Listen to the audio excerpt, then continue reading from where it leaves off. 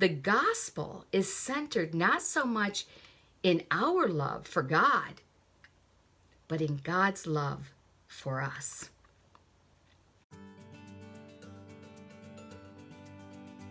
Hey, Carol Kurivial here with Luminous Ministries, and today I'd like to introduce you to a word that I'm going to bet you rarely use. The word? Polyphony. Have you ever heard that word before?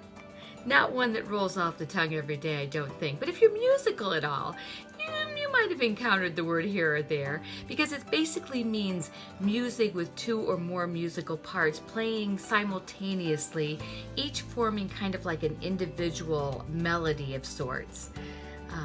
I did a little research on the word and found out that it arose out of the earliest harmonization of the chant. I thought that was really very cool. But upon further reflection of the word, it got me to thinking that you could actually use the word polyphony to describe life.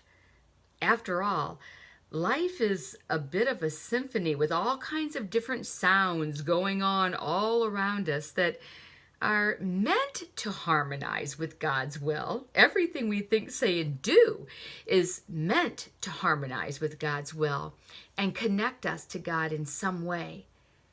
And if it does, it will truly make for a beautiful symphony, no question. But I think we would all agree that that's not the way life works, and really never has ever since sin entered the world.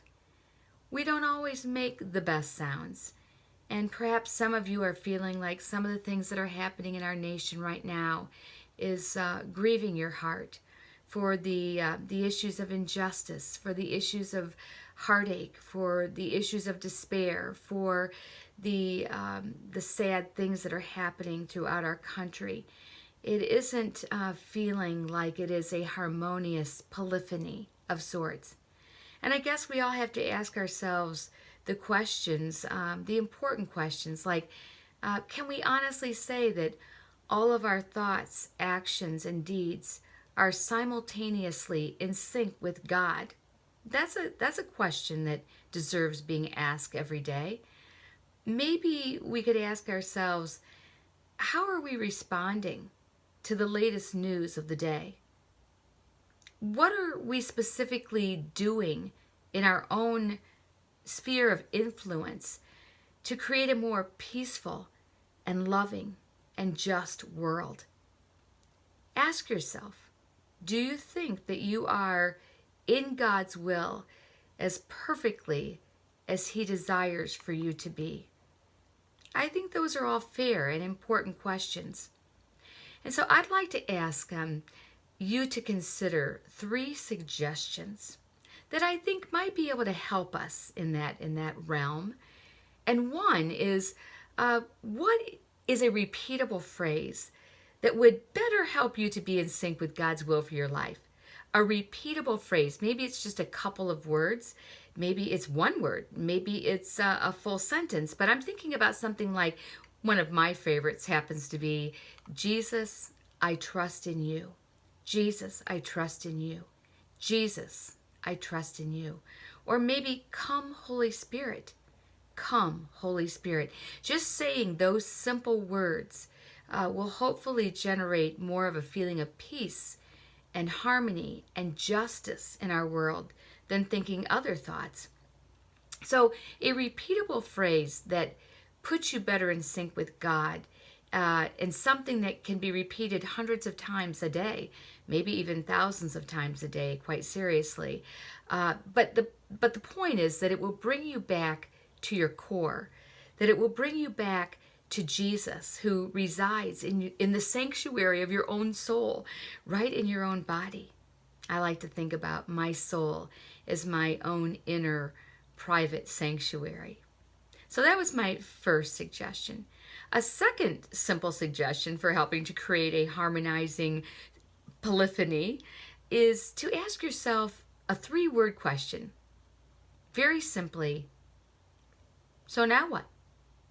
So now what? In other words, what am I going to do right now? What is the next right thing to be doing right this minute to better become the person that God created me to be?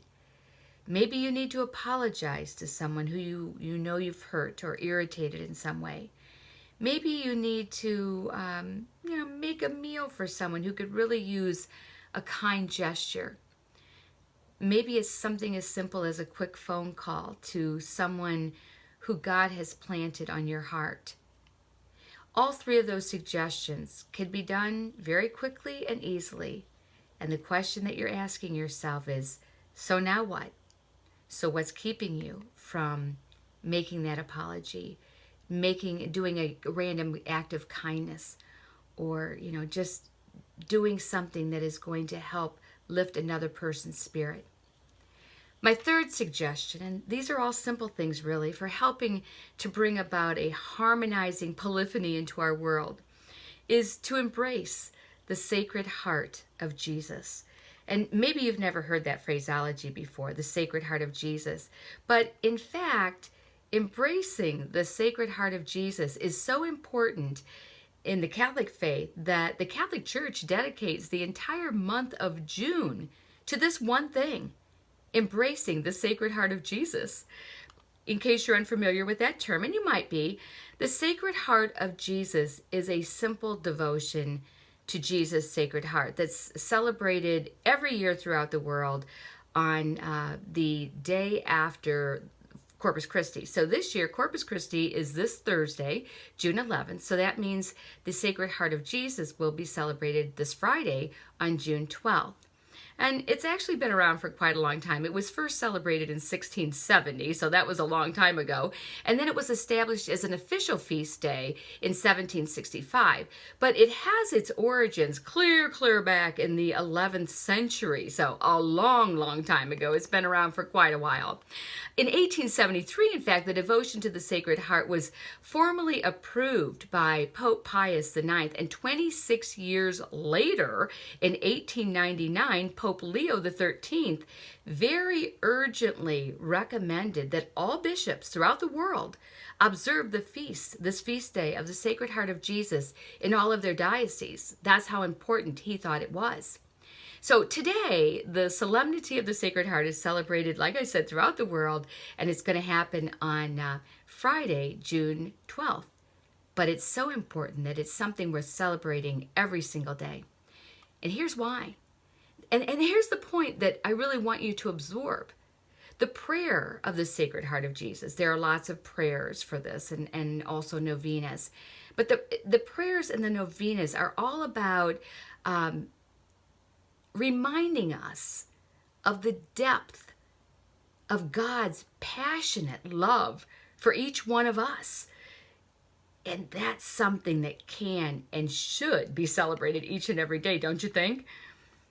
Pope Pius XII once said, and listen carefully to this, he said that devotion to the Sacred Heart of Jesus, of its very nature, is a worship of the love with which God, through Jesus, loved us, and at the same time, an exercise of our own love by which we are related to God. So that's a lot of words, and you might not quite understand exactly what that means, but I'll tell you what it means. It's all about love. It's all about love. It's what Jesus did for each one of us by laying down his life for the good of each one of us.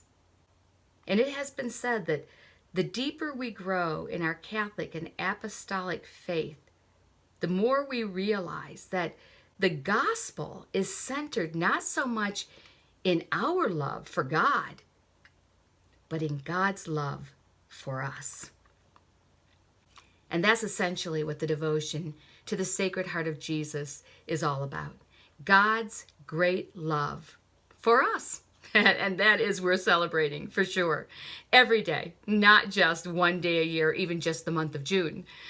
The point is, please hear me out here. Jesus is crazy about us. When's the last time you really wrapped your mind around the fact that Jesus is totally and completely, absolutely crazy in love with you, warts and all, out of his mind in love with you? I know. It is hard to wrap your mind around, but it's true. So that's what the Sacred Heart of Jesus is all about. The immensity of Jesus' great love for you and for me and for every creature ever born. Pretty amazing stuff. And I don't know about you, but when I stop to think about just how much Jesus really loves me, it makes me want to love him back in return. It makes me want to be the very best version of myself, the most incredible version of myself. It makes me want to stop sinning and start sacrificing and serving like he did, just because I want to give back to Jesus just a sliver of the undeserved love he showers on me every single day.